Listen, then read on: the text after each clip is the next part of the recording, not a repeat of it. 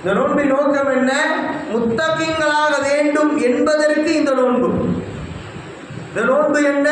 அல்லாஹ்வுடைய வழியில், அல்லாஹ்வுடைய பாதையில் உங்களுடைய காசு பணங்களை, உங்களது நேரங்களை, உங்களது மனைவி மக்களை, உங்களது வாழ்வை, உங்களது ஹயாத்தை, உங்களது மௌத்தை அல்லாஹ்விற்கு உகப்பான வழியில், அல்லாஹ் ரசூல் கற்பித்து காண்பித்து தந்த வழிமுறையில் நேரிய சிந்தனையோடு நேரான ஒரு இலக்கை நோக்கி பயணப்படுகிற அந்த பயணத்திற்கு ஆதரவாக ஊக்குவிக்கிற மாதம் இந்த புனிதமிகு ரமலானின் மாதம். அதை பக்குவப்படுத்துவதற்கு இந்த நோன்பு.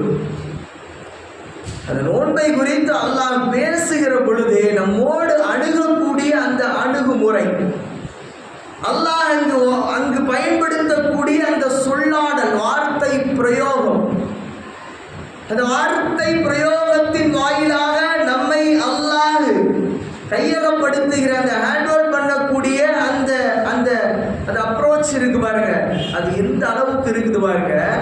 ஒரு தாய் தன்னுடைய பிள்ளையை பக்குவப்படுத்தி கல்வி செல்வதற்கு ஆயத்தப்படுத்தி அனுப்பி வைப்பதை போல ஒரு பாசநேசத்தோடு அல்லாஹ் அந்த வசனத்தை அல்லாஹ் என்ன செய்கிறான்?